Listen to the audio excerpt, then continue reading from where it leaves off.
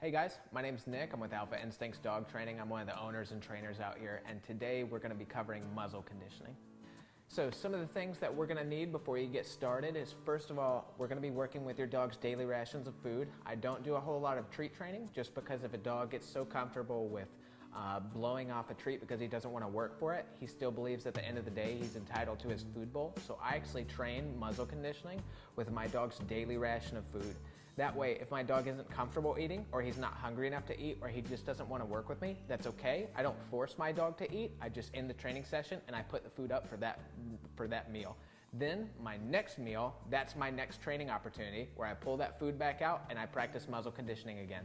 I basically rinse and repeat this until a dog understands that he has to work for his daily ration of food in order to earn his meal, essentially. Something else that you're going to need when we start doing muzzle conditioning is a marker word. And what I mean by a marker word is you need a verbal cue in order to tell your dog, perfect, good job, that's exactly what I want for you to do, and that marker word actually means that his food reward is coming out.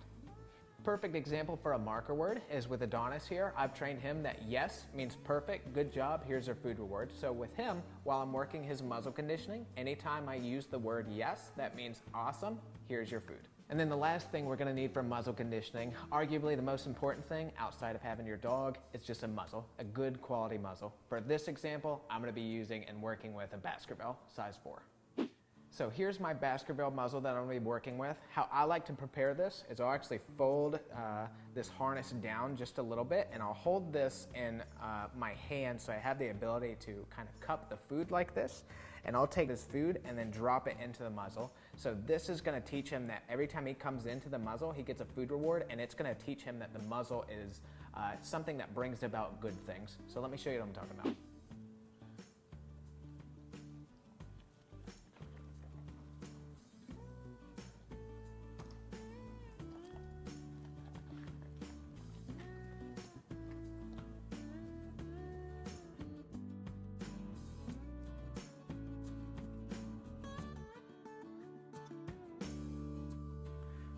So again, all that I'm doing here is I'm taking a little bit of his food and I'm dropping it into my hand while I'm holding the muzzle here, and I'll present it to him. Perfect. And that's all that I want him to do, is just be able to take the food out of the muzzle. Super, buddy. Good boy. Again, I'm creating good memories within this muzzle here. Good boy.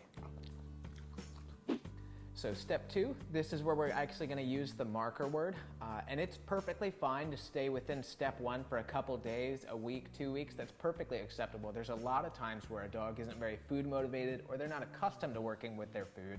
So it is more important to stick with step 1 for however long that you need it. So don't feel rushed within doing this at all.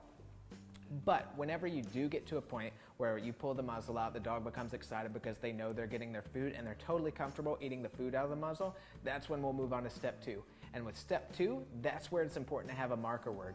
So now I'm no longer going to put the food in this muzzle, but I'm still going to present the muzzle in the same manner that I presented it to my dog in step 1. The only difference is when I present the muzzle, I want for my dog to put his face into the muzzle, and that's where I'm going to use my marker word, yes, and I'll take a piece of food and reward my dog his food outside of the muzzle. So now when he puts his face, that's what brings about the marker word, and then I give him his food. Let me show you an example here. So I've got his food reward here, and you can use whatever you're working on. It can be his kibble, it can be a little treat if he's treat motivated. Again, I'm not a big treat fan. I like using a dog's daily ration of kibble, but this is part of his daily rations right here. This is something called Bill Jack. So now there's no food in his muzzle. I'm going to present to him the muzzle, and then when he puts his face in it, I'm going to give him his marker word, and then I'm going to give him his food reward here too. So let me show you. Yes. Good boy.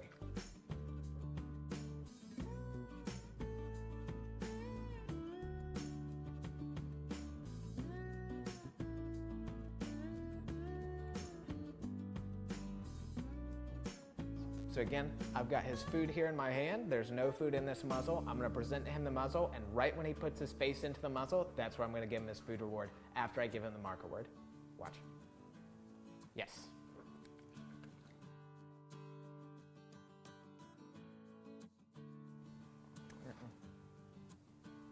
Yes.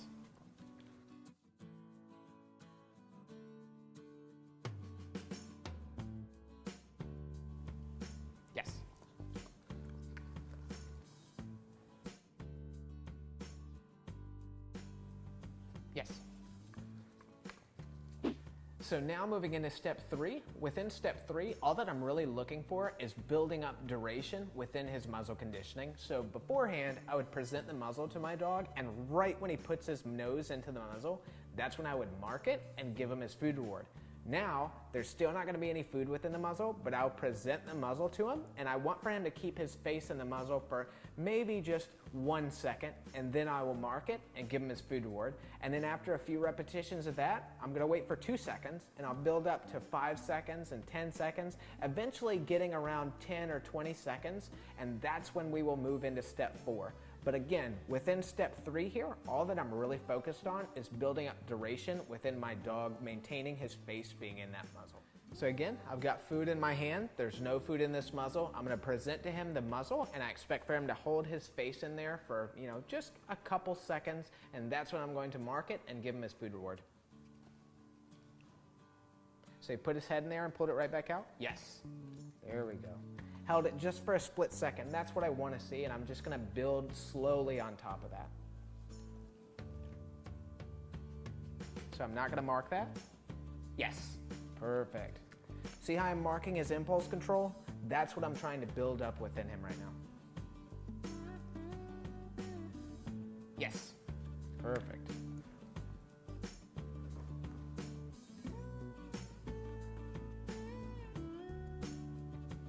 Yes.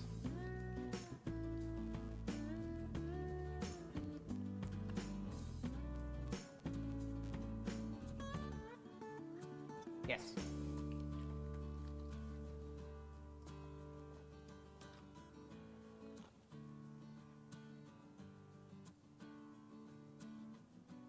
Yes.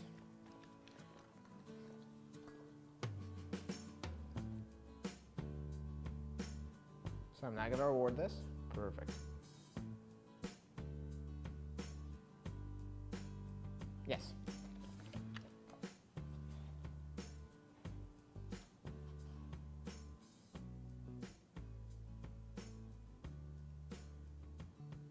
Yes. Good boy. So now recapping what we've gone through so far. Within step 1, I've taught him just to eat out of the muzzle just while the food is sitting in my hand. Step 2, I've taught him to put his own face into the muzzle. And another really important thing that I want to hit on real quick, I'm never pushing the muzzle into the dog. If the dog doesn't want to voluntarily put his own face into the muzzle, I allow it. I just end the training session because obviously he's not hungry enough to come and get to his food. I'm never going to force the muzzle on him. I never want the muzzle to become a bad thing. I always want for my dog to choose to put their face into the muzzle. Then going into step 3, we've built up a little bit of duration where I could pull the muzzle out and my dog will put his face into the muzzle and wait for that marker word. Ideally, I want to build it up to 10, 15, 20 seconds, and then we're going to be moving into step 4. So now, step 4, we're actually going to be presenting the muzzle, waiting for the dog to hold the muzzle in, and then I'm just going to lift the straps up just a little bit, and at first it's just going to be wrapping the straps around his head. I'm not going to be worried about buckling it just right now. I'm just going to lift the straps up around his head, wait for him to hold his face in that muzzle. After he's doing good, I give him the marker word and I present that food back to him again. Later on, I will hold the straps back up. I might wait for a few more seconds and then I will give him that marker word. And then after that, after he's doing good with that, and that might take a couple training sessions, that's when I'll get to a point where I will put the muzzle on and I will actually clip the muzzle. And then once we've gotten up to that point, we'll move on to step 5.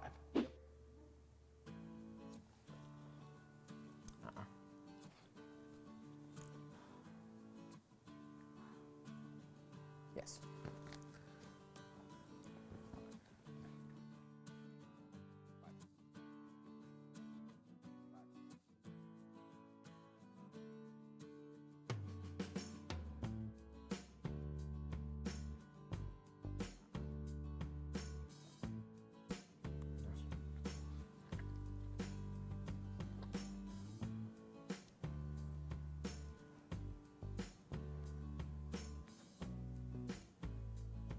Yes.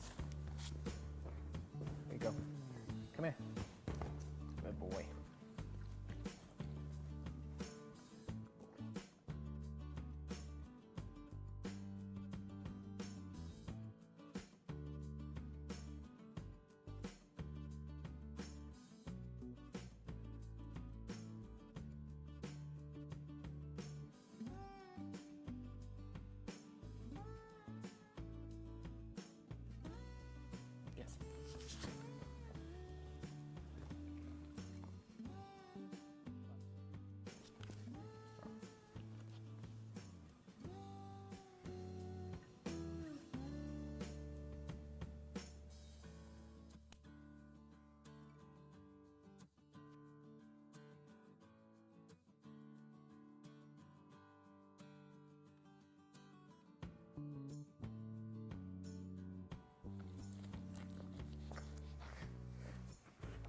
Okay, hold on.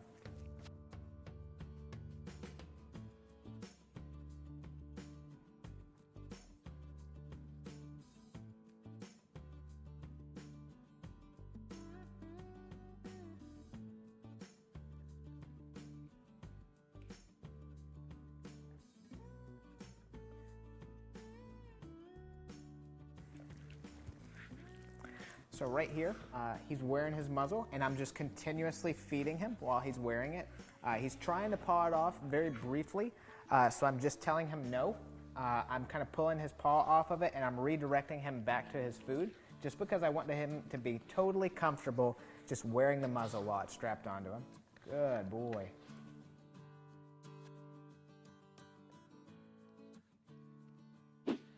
So now moving into step 5, I've worked on step 4 with Adonis for a couple days, or a few days now, and he's done wonderful. I'm very happy with his progress, so I want to start pushing that threshold a little bit, moving on to the next step. Something I want to talk about, if you are moving into step 5, but your dog is still so concerned about pulling the muzzle off of his face when he begins to move, then you need to stick with step 4 for a little bit longer, or you do have another option. If your dog is so focused on pulling the muzzle off and he is not concerned about taking his food reward from him, what you could do is actually end the training session and put the food up and then let him go hungry just for a little bit, and then his next meal time, you pull his food back out and you begin that food training session again. So this kind of puts him into a corner, and you'll start to see your dog want to, he'll begin to think a little bit. Do I prioritize my food and not worry about the muzzle, or do I worry more about the muzzle and risk having my food being put up again? And that's where I want for the dog to start to think, because I want for him to prioritize his food. I don't want for him to be all caught up in this muzzle. But worst case scenario, if he's way too fixated on the muzzle, just stick with step 4 for a little bit longer until you can move on to step 5. So now I'm just going to present the muzzle as I have every other time. I'm still not going to put food in the muzzle. He should be comfortable at this point putting his face into the muzzle without having food in there. I'm going to go ahead and clip it as normal, and then once I clip it, I'm immediately going to feed him, and then I'm going to start with just having him walk around just a little bit. The biggest thing that I'm watching out for is I'm wanting for him to prioritize his food and not the muzzle, and I just want I want to see him shift into a little bit more of a relaxed mindset. So watch what I'm kind of talking about here. Good. See how he put the muzzle in? He put his nose into the muzzle first? That's what I want to see.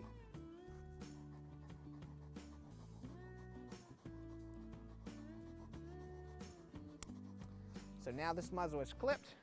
I'm going to go ahead and give him a little bit of food. And I've got all of his food in my pocket right here. Good. Excellent.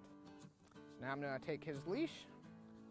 A little bit of food in my hand, and I'm just going to take the food and kind of guide him out of a sit position. I might kind of pull the leash and get him to move just a little bit if that's what he needs. Let's go. Good. Super, buddy. Let's go. Excellent. Come here, Dawes. Good boy. So he's still a little bit fixated and moving his arms a little bit awkwardly, which is okay for this step. For right now, that's all right. I'm going to let that slide a little bit because he's still comfortable wearing the muzzle. He's not fixated enough to where he just wants to blatantly rip it off. It's just still a little bit awkward, which is okay. This is an awkward stage, and I'm still showing him that the muzzle is something to be comfortable with. So I'm just going to keep him walking a little bit. Let's go, buddy. Good boy. Superman.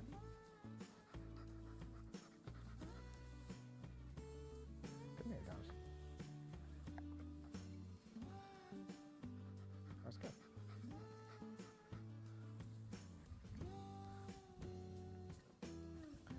Super. Let's go, buddy. See how his tail is still wagging? He's in a good drive right now. He's not overexcitable, but he's not just hating this training session either. He's just comfortable. That's what I want to see with muzzle conditioning, just teaching him to be completely comfortable wearing the muzzle. Good boy, Adonis. Sit. Yes.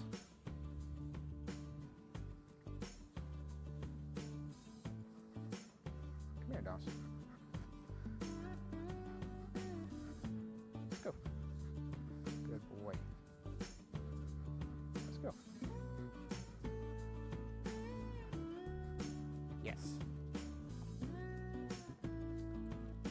Good boy. Let's go, Nars. Come on. No. Let's go. Let's go. Yes.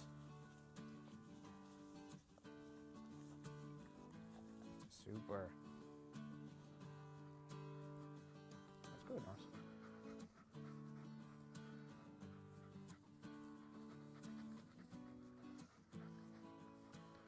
Let's go, buddy.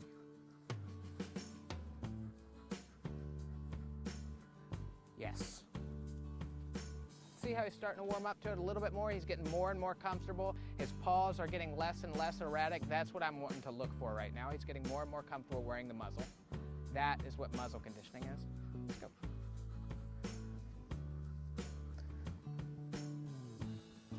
Good boy. Sit.